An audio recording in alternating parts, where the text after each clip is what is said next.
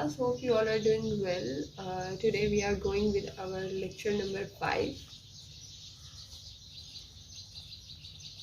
Lecture number 5 है हमारा derivation with charcoal. Probably ये हमारा चारकोल से फर्स्ट काम है और चारकोल पेंसिल को हम लोग यूज़ करते हैं. दरअसल इसका जब भी हम इसका काम करते हैं तो वो हमारे पास बहुत ही रियलिस्टिक लगता है काम इसका किया हुआ. उसके बाद इसको यूसेज जो है उसका ये है कि हम इसको एज अ पेंसिल ही यूज़ करते हैं, जिस तरह हमारी नॉर्मल पेंसिल होती है उसी तरीके से यूज़ करते हैं. लेकिन इसको यूज़ करने का तरीका कदरे मुश्किल है पेंसिल से और डिफरेंट भी है.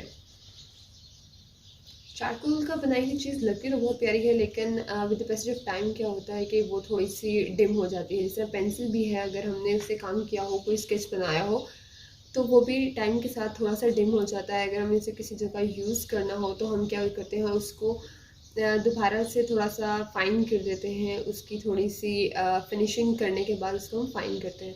तो आज हम देखेंगे कि हम चारकोल के साथ किस तरीके से जो एक अपना सूफी है उसको हम ड्रॉ करेंगे या बनाएंगे.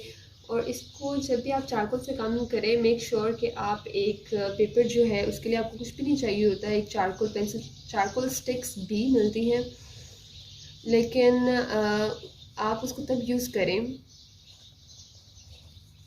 चारकोल स्टिक्स को आप तब यूज़ करें जब आप किसी बहुत ही ब्रॉड किस्म का आपके पास एरिया है, आप उस पर काम कर रहे हैं. फॉर एग्जांपल अगर आप 10x10 के कैनवस पे काम कर रहे हैं तो आप तब उसको यूज़ करें. अगर तो आप एक पेपर पे काम कर रहे हैं तो आपके लिए आसान है कि आप पेंसिल ही यूज़ करें, चारकोल पेंसिल यूज़ करें. उस चारकोल पेंसिल का यूज़ करने से ये होगा कि आपकी जो ग्रिप है उस पर वो बहुत अच्छी रहेगी. तो ये मेरे पास एक चारकोल पेंसिल है. चारकोल पेंसिल का जो लेड है वो थिक होता है, मोटा होता है, क्योंकि इस पेंसिल के अंदर चारकोल ही उन्होंने फिट किया होता है. आप इसे अच्छे तरीके से शॉर्प कर लें. शॉर्प करने के बाद आप इसको, अगर आपके शॉर्पनेस से ये फिट नहीं आ रहा है, इसका लेड आपकी मर्जी के मुताबिक नहीं आ रहा है, तो आप इसको कटर के साथ भी इसको अपने मुताबिक मोल्ड कर सकते हैं.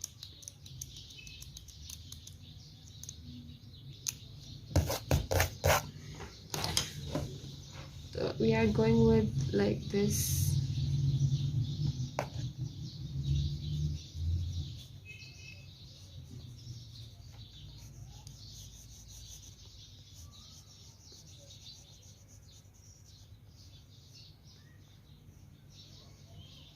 इस पे जब काम करते होंगे तो इसमें उतना उस तरह का फाइन काम नहीं आता है जिस तरह का हमारी पेंसिल का आता है. तो यही चीज़ से डिफ़र करती है कि ये पेंसिल से डिफरेंट किस तरीके से है.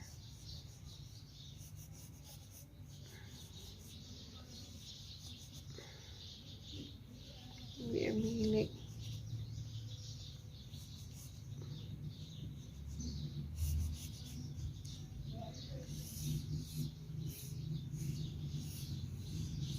फिश ड्रॉ कर लिए.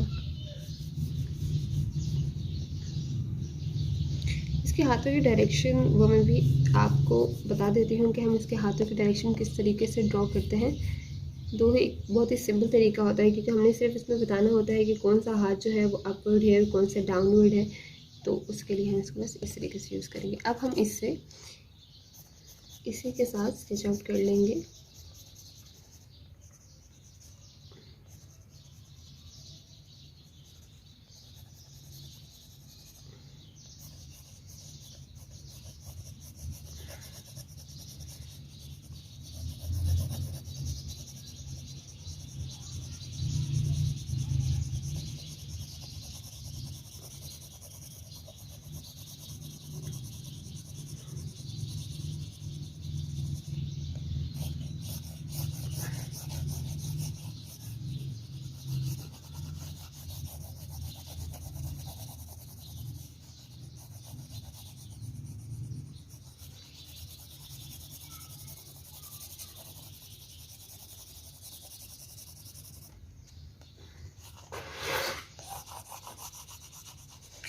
जिस तरीके का आपका वर्ल्ड है, जब भी हम किसी चीज़ की शेडिंग कर रहे होते हैं तो शेडिंग हम उसी एंगल में करते हैं जिस एंगल में हमने उसका स्केच ड्रॉ किया होता है।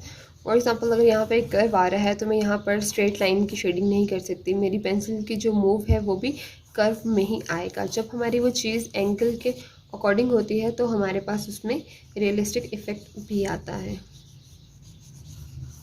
तो शेडिंग का ये एक तरीका है कि जब भी आप शेड करें उसको उसी डायरेक्शन में शेड करें जिस डायरेक्शन में आपने उसका स्केच ड्रॉ किया हुआ है। जब आप उसी की शेड में उसी के एंगल में इसको ड्रॉ करेंगे तो वो ऑटोमेटिकली आपको उस चीज़ का इफ़ेक्ट देना शुरू हो जाएगा। अगर आप चाह रहे हैं कि आप इसको एक फ्रॉक की शेप दें तो ऑब्वियसली आप इसको एक कर्व में जो है वो डार्क करने का तरीका यही है कि पेंसिल की डायरेक्शन आपकी सेम होगी, लेकिन आप क्या करेंगे कि वहाँ पे स्ट्रेस जो है वो थोड़ा सा ज़्यादा अप्लाई कर देंगे।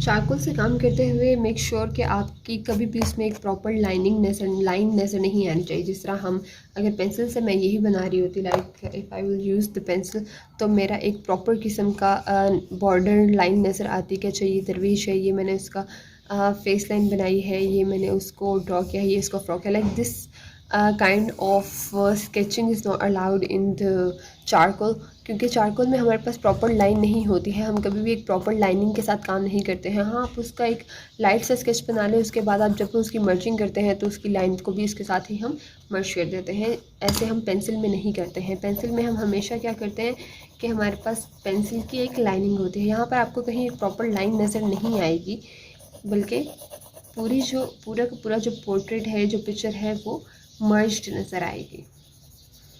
जिस तरीके से ये हुआ है, इसी तरीके से मैं आपको एक और मॉडल दिखा देती हूँ कि किस तरीके से हम डिफरेंट मॉडल्स जो है वो बनाते हैं चारकोल के।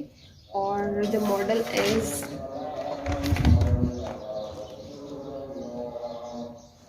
ये एक डिफरेंट शेप है। मैंने चारकोल के साथ ही इसको ड्रॉ किया है। मेरा इसका एंगल जो था वो फ्रॉक का this was like in this direction, shirt इसकी इस डायरेक्शन में थी और फेस उसका मैंने स्ट्रेट बनाया था।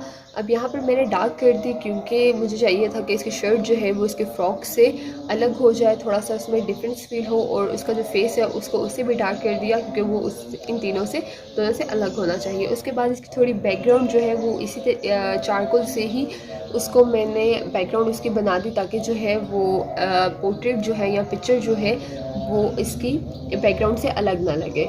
Hope you all get it कि हमें चारकोल के साथ किस तरह काम करना है और ये इसको फाइन किस तरीके से रखना है। जब भी आप एक चारकोल का कोई भी चीज़ बना रहे हैं, एक पेपर लें, उसको उसके ऊपर रख दें।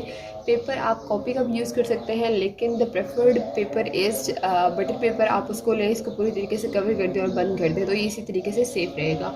Hope you all get it. अल्लाह हाफ़िज़।